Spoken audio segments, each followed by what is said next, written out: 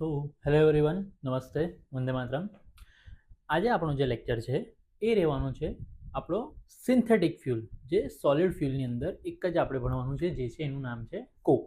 Okay, તો particular આ કોકની અંદર આપણે આ જે સિન્થેટિક ફ્યુલ આવે છે એ એક્ઝેક્ટલી છે શું, કોક એટલે શું, બરાબર. તો એ કઈ રીતે બને છે આપણે એની આખી આજે આપણે પ્રોસેસ ભણવાની છે. ઓકે, એક્ઝેક્ટલી શું હશે જુઓ. સૌથી પહેલાં તમને આપણને સ્ક્રીન પર દેખાશે એ રીતે પર્ટિક્યુલર આ રીતેનું કંઈક આપણા જોડે એક ફર્નેસ હશે જેનું નામ છે રિટોટ. ઓકે, ઉપર અહીંયા જે દેખાઈ રહ્યું છે એ છે આપણા પલ્વરાઇઝ બ્યુટ્યુમિનસ કોલ. કયો છે? પલ્વરાઇઝ બ્યુટ્યુમિનસ કોલ. આ જે કે પણ કોલ છે એ પલ્વરાઇઝ બ્યુટ્યુમિનસ કોલ એટલે શું એક્ઝેક્ટલી? પલ્વરાઇઝ બ્યુટ્યુમિનસ કોલ એટલે કે કોઈ બી કોલસાને આપણે એકદમ નાના નાના ટુકડામાં જ્યારે એને ડિવાઈડ કરી દઈએ તો એ જે કંઈ પણ ભૂક્કો છે એ ભૂક્કાને જ્યારે આપણે કોઈ પણ કોલસાના ભૂક્કાને આપણે જ્યારે બનાવીએ છીએ, ભૂક્કાના અંદર કન્વર્ટ કરીએ છીએ, નાના નાના રજકણોમાં કન્વર્ટ કરીએ છીએ, તો એને કહેવાય છે પલ્વરાઇઝ્ડ. ઓકે, અને અહીંયા જે કંઈ પણ કોલસો છે કયો છે? આપણો બ્યુટ્યુમિનસ કોલ. બરાબર.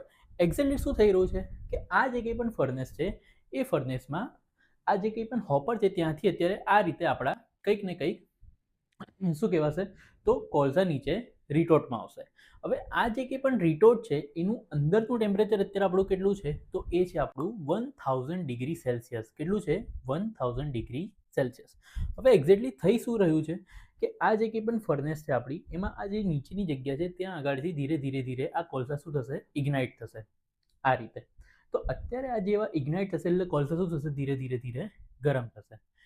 જેવા આ કોલસા ગરમ થશે એટલે ધીરે ધીરે ધીરે અંદરનું ટેમ્પરેચર 1000 ડિગ્રી સેલ્સિયસ હોવાના કારણે શું થઈ રહ્યું છે? તો એ અત્યારે ધીરે ધીરે લિક્વિડમાં કન્વર્ટ થઈ રહ્યું છે. શેમાં કન્વર્ટ થઈ રહ્યું છે? લિક્વિડમાં. હવે આ જે કંઈ પણ મેલ્ટિંગ થઈ રહ્યું છે અહીંયા, એમાં શું થશે કે આ જે કંઈ પણ આપણો કોલસો છે એક દરેક કોલસો હવે શું થશે કે એની અંદર થશે એનું કાર્બોનાઇઝેશન. શું થશે? કાર્બોનાઇઝેશન. હવે એક્ઝેક્ટ કાર્બોનાઇઝેશન એટલે શું? તો જેમ ઓક્સિડેશન એટલે ઓક્સિજનનું ભેગું થવું, રિડક્શન એટલે હાઇડ્રોજનનું ભેગું થવું, એવી જ રીતે કાર્બોનાઇઝેશન એટલે શું? તો કાર્બન જેટલા પણ વસ્તુ છે એ દરેક વસ્તુ શું થવી? ભેગી થવી. બરાબર. શું છે એક્ઝેક્ટલી સમજીએ. કાર્બોનાઇઝેશન એટલે કે પર્ટિક્યુલર આ જે કંઈ પણ અત્યારે આપણો કોલસો છે જે મેલ્ટ થયેલો છે એની અંદર એક અલગ પ્રકારનું મટીરિયલ છે, બીજું એ છે વોલ્ટાઇલ મેટર. કયું છે આપણું? Volatile matter. લાસ્ટ લેક્ચરમાં આપણે ભણ્યા. ઓકે, આ જે કંઈ પણ બ્યુટ્યુમિનસ કોલ છે એની અંદર આપણો જે કાર્બન છે એ છે આપણો 83.5%. બરાબર. તો જે 100%માંથી આપણો 83.5% જે કંઈ પણ આપણો કોલ છે એ શું થશે? તો ધીરે ધીરે ત્યાં આગળ એ ડીકમ્પોઝ થશે. શું થશે? ડીકમ્પોઝ. ધેટ મીન્સ એ જે કંઈ પણ 100% છે એમાંથી ડીકમ્પોઝ થશે એટલે શું થશે? તો કાર્બોનાઇઝેશન થશે. એટલે એની અંદરથી કાર્બન છૂટો પડશે અને વોલ્ટાઇલ મેટર છૂટું પડશે. વોલ્ટાઇલ મેટરને અત્યારે આપણે સાઈડ પર રાખીએ, પણ જે કાર્બન કન્ટેન્ટ છે એ કાર્બન કન્ટેન્ટને આપણે શું કરીશું? તો આ રીતે આપણે એક જગ્યા ઉપર ભેગું કરીશું. અને આ જે કંઈ પણ મેલ્ટ અત્યારે કાર્બન કન્ટેન્ટ છે લિક્વિડ ફોર્મમાં, એને આપણે શું કરીશું? તો ધીરે ધીરે એને આપણે થીજેઈશું. બરાબર. સોલિડિફાઈ કરીશું, એને ઠંડો પાડીશું. ને જેવો એ ઠંડો પડશે એટલે આ પ્રકારનો આપણને જે કંઈ પણ કોક છે એ આપણને કોલસાના ફોર્મમાં મળશે, જે વધારે પડતો કાર્બન કન્ટેન્ટ ધરાવે છે. કોના કમ્પેરમાં? તો પલ્વરાઇઝ્ડ બ્યુટ્યુમિનસ કોલના કમ્પેરમાં. બરાબર.